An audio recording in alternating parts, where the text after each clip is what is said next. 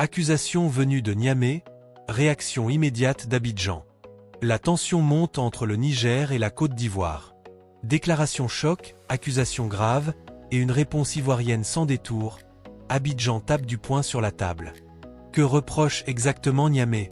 Que dit officiellement le gouvernement ivoirien?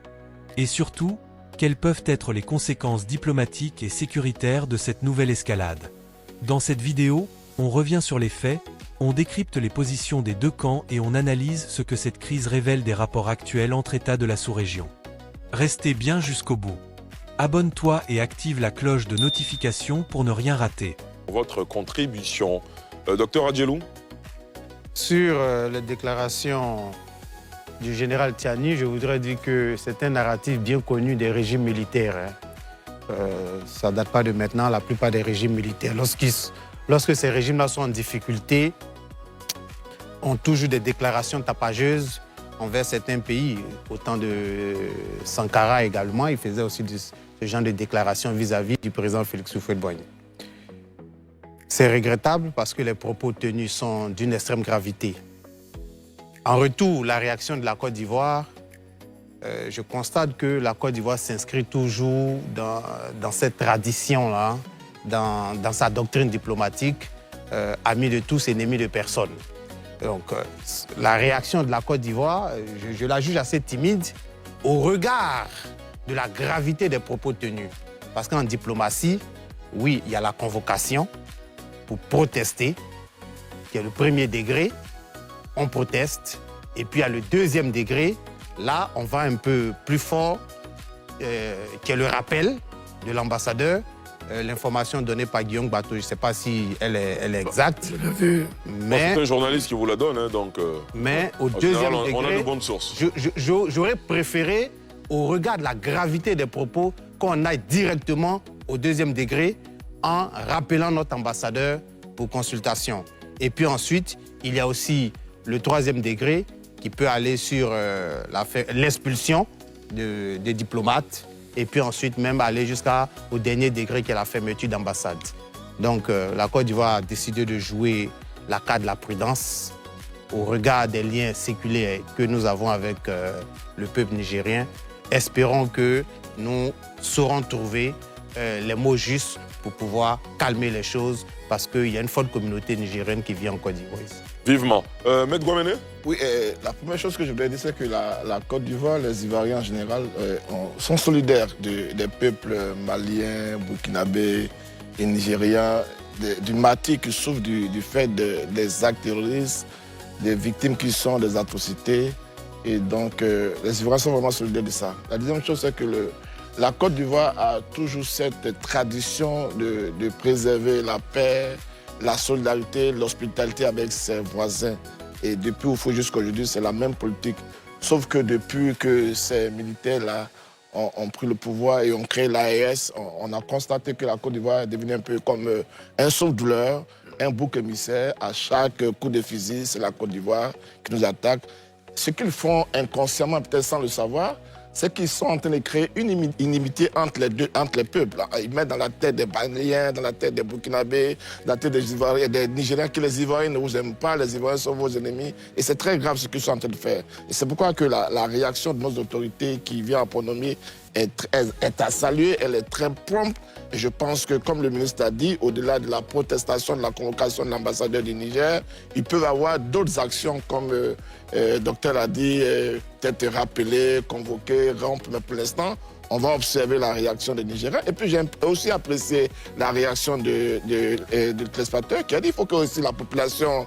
La communauté nigérienne qui vit en Côte d'Ivoire, les Maliens, les Burkinabés aussi, quand il y a des sorties hasardeuses de nos autorités, qu'ils marquent également les désaccords avec ce genre de sorties hasardeuses qui peut créer des tensions inutiles. Mais peut-être que ce qui fait qu'ils sont réticents, c'est la peur de représailles sur place à Niamey. S'ils y ont de la famille, par exemple. On peut retourner.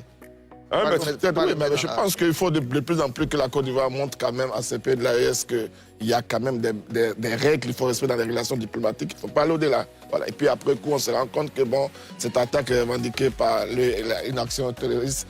Et puis bon, finalement... Et puis en général, au sommet d'un État, quand on accuse un autre État, En général, on produit le début de preuves. Même vous qui êtes historien, docteur Banga. Bah, j'ai envie de dire, la règle elle est connue. Quand on a pris le pouvoir sur la base de faux et de rodomontades, c'est tout à fait normal qu'au bout d'un moment, on soit perdu, on soit rattrapé par cela. Les gars ont dit qu'ils étaient des héros, qu'ils pouvaient libérer leur pays. Nous, depuis, on était toujours constants ici. Hein. On dit ils ne peuvent pas.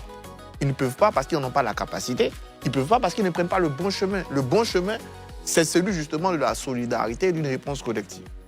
Face à l'échec qui est patent, face à l'échec qui est clair, je suis désolé, on a les images de Niamey. Je ne suis pas sûr que depuis 2023 jusqu'à aujourd'hui, ça a changé. On voit là. C'est inflation, insécurité, isolement, pauvreté. Et donc, quand on ne peut pas répondre aux attentes des peuples, qu'est-ce qu'on va faire? On va rechercher des annonces. J'ai vu même qu'ils ont fait un meeting pour signaler la page de Makosso. Je me suis dit, on est tombé jusqu'à là. Et puis, comme Ali l'a dit, quand tu es un grand chef, il faut avoir une équipe, il faut laisser certains faire, entre guillemets, le sale boulot. Ça aurait été un ministre, un activiste, tout ce que vous voulez. Mais qu'un chef d'État se met à ce niveau-là, il déshonore même son pays. Il est en train de dire que dans mon pays, on n'est pas susceptible de s'organiser, de mettre... Parce que quand toi tu fais ça, qui rattrape? Parce que tôt ou tard, là, on est dans le même espace. On doit rattraper. Mais si vous-même, le chef, vous mettez dans cette posture, qui va rattraper? Je pense que moi j'ai envie de dire par la force des choses, Tiani, Goïta, Ibé sont devenus les chefs de leurs États. Ça fait pour certains 5 ans, pour d'autres 2-3 ans. On est arrivé à un stade où ils doivent tirer les conséquences. Et les conséquences, c'est l'échec. La solution, c'est qu'on est ensemble, on fait face aux mêmes menaces. Et c'est d'autant plus dommage qu'avec un pays comme le Niger, on avait tellement avancé qu'on s'est redonné des ambassadeurs. On s'est redonné des ambassadeurs. Il n'y a même pas longtemps, le ministre Dosso s'est retrouvé d'un pays de l'AES. J'ai moi-même personnellement rencontré le premier secrétaire chargé d'affaires de l'ambassade du Mali. On a parlé. Je pense qu'on est arrivé à un stade où, comme on le dit, il y a le temps de la bagarre, il y a le temps de la construction. Changeons notre état d'esprit. Et je vais terminer quand on a dit que le coup d'État soit une mauvaise chose. C'est tout ça. Parce que les coups d'État polluent l'atmosphère. Les coups d'État te font croire qu'à chaque fois on va te faire renverser et t'emmènent à vouloir faire renverser d'autres pays. Et c'est ce qui s'est passé au Bénin.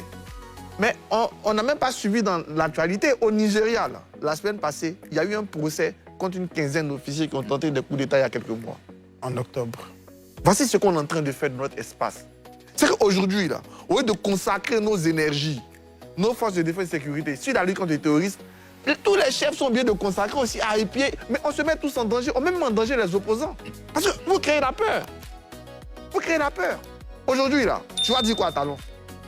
Quand Talon arrête le frère de Tigri, tu vas lui dire quoi? C'est ça que nous, on voulait éviter. Et certains intellectuels, certains leaders de la société civile ont conduit malheureusement notre espace sous le journal dans cet état-là. Il faut qu'on en sorte. Pour en sortir, bon, voici notre ami de Guinée. On est content, on n'est pas content. Il est devenu président de la République, on les traite comme tel. La démarche de la Côte d'Ivoire n'a jamais été d'être le déstabilisateur de ces pays. Au contraire, notre président, notre diplomatie a toujours pris de la hauteur. Il faut que les autres, ça s'agisse. Qu'ils comprennent qu'on est ensemble dans un mouvement face aux pressions climatiques, face aux pressions terroristes, et qu'il faut arrêter ces jeux-là. C'est même pas digne. Quand vous n'avez pas la capacité de répondre aux défis sécuritaires qui vous sont imposés, soit vous en ouvrez avec vos voisins, et ensemble, on cherche de construire des solutions. Mais il faut arrêter à chaque fois, quand vous échouez, d'accuser la Côte d'Ivoire. On est fatigué d'être ces souffres-douleurs de des gens qui n'arrivent pas à répondre au minimum qu'ils ont promis à leurs concitoyens. C'est de leur responsabilité. Qu'ils fassent preuve de responsabilité et de plus de respect envers la Côte d'Ivoire.